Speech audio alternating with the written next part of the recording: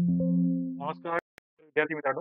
विद्यार्थी मित्रांनो, तुम्हा सर्वांचं जी-के अकॅडमीमध्ये सहर्ष स्वागत आहे. मित्रांनो, आजचं जे आपलं हे सेशन आहे, या सेशनमध्ये आज आपण माहिती बघणार आहोत, की स्टाफ सिलेक्शन कमिशन म्हणजेच एस-एस-सी मार्फत निघालेल्या कोणकोणत्या जाहिराती अशा आहेत, ज्यांचा फॉर्म तुम्ही आजही भरू शकता. ठीक आहे. काही फॉर्म जे आहे ते निघून गेलेले आहे.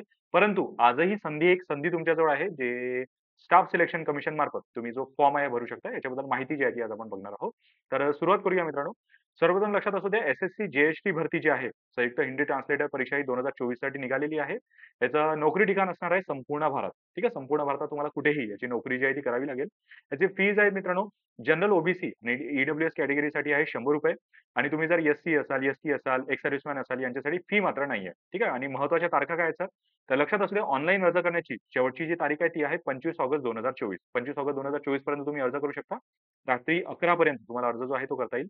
आणि पेपर जो आहे हा ऑक्टोबर-नोव्हेंबर 2024 पर्यंत होणार आहे. ठीक आहे. ऑक्टोबर-नोव्हेंबर 2024 दरम्यान तुमचा पेपर 1 जो आहे तो कंप्लीट केला जाईल. यामध्ये शैक्षणिक पात्रता काय असेल? तर पद क्रमांक 1 साठी शैक्षणिक पात्रता आहे इंग्रजी विषयासह हिंदी पदव्युत्तर पदवी किंवा समतुल्य. जर इंग्रजी विषयासह हिंदी पदव्युत्तर पदवी असेल, तरी तुम्ही यासाठी फॉर्म भरू शकता किंवा त्याच्या रिलेटेड जर दुसरी एखादी पदवी असेल, ज्याच्यामध्ये हिंदी हा विषय असेल, तरी तुम्ही हा जो फॉर्म आहे भरू शकता. आणि हिंदी किंवा इंग्रजी अनुवादात डिप्लोमा किंवा प्रमाणपत्र जर तुमच्याजवळ असेल, थोडं बेटर होईल किंवा जर हे नसेल, तर 2 वर्षाचा तरी अनुभव तुमच्याजवळ असावा. आणि जे पद क्रमांक 2 आहे, याच्यासाठी इंग्रजी विषयासह हिंदी पदव्युत्तर पदवी किंवा समतुल्य हे लागेलच. सोबतच हिंदी किंवा इंग्रजी अनुवादात डिप्लोमा प्रमाणपत्र किंवा 3 वर्षांचा जर अनुभव तुमच्याजवळ असेल, तरच तुम्ही या हिंदी ट्रान्सलेटर पदासाठी अप्लाय करू शकता.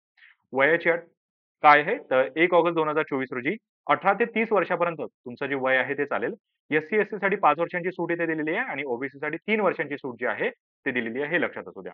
त्यानंतर एक दुसरी पद आहे मित्रांनो, स्टाफ सिलेक्शन कमिशन मार्फत स्टेनोग्राफर या पदासाठी. 2006 जागा ज्या आहेत त्या स्टेनोग्राफर या पदासाठी निघालेल्या आहेत.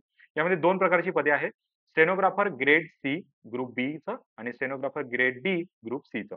यामध्ये टोटल 2006 जागा ज्या आहे अवेलेबल झालेल्या आहेत. शैक्षणिक पात्रता काय फक्त 12वी उत्तीर्ण. तुमचं जर 12वी उत्तीर्ण असेल तर सहजतेने तुम्ही हा जो फॉर्म आहे हा भरू शकता.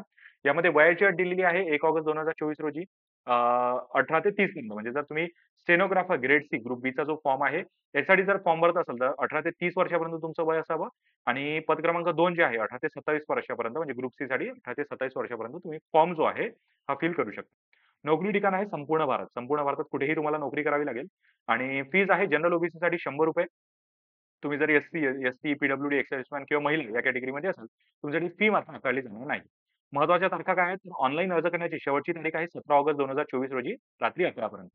17 ऑगस्ट 2024 रोजी रात्री 11 पर्यंत तुम्ही अर्ज जो आहे तो करू शकता आणि परीक्षा जी आहे ती ऑक्टोबर-नोव्हेंबर 2024 दरम्यान घेतल्या जाणार आहे. ओके, तर ही होती मित्रांनो एक जाहिराती, ज्या स्टाफ सिलेक्शन कमिशन मार्फत अजूनपर्यंत गेलेल्या नाहीयेत. ठीक आहे. बाकी जाहिराती येऊन गेलेल्या आहेत. एम-टी-एस असेल, सी-जी-एल असेल या जाहिराती येऊन गेल्या. परंतु या 2 जाहिराती अजूनपर्यंत बाकी आहेत आणि अजूनही पुढे जाहिराती येतीलच. सोबतच नोव्हेंबर-डिसेंबरमध्ये जो एस-एस-सीचा टाईमटेबल सुद्धा जाहीर होईल. त्यामध्ये पुढच्या वर्षीच्या ज्याही जाहिराती आहेत त्या पब्लिश केल्या जाईल. ठीक आहे. तर ठीक आहे. लक्षात असू द्या मित्रांनो, चॅनलला सुद्धा सबस्क्राईब करून ठेवा. तुम्हाला कोणत्या टॉपिकवर सेशन हवं असल्यास तसं कमेंट बॉक्समध्ये सांगून चला. कारण की सेशन जरी संपलेलं असलं तरी कमेंट बॉक्स वाचला जातं आणि त्यामध्ये ज्याही टॉपिकवर सेशन हवं असल्यास ते सेशन जे आहे ते प्रोव्हाईड केल्या जातात. त्यामुळे लाईक, शेअर करायला विसरू नका आणि सबस्क्राईब सुद्धा नक्की करून ठेवा.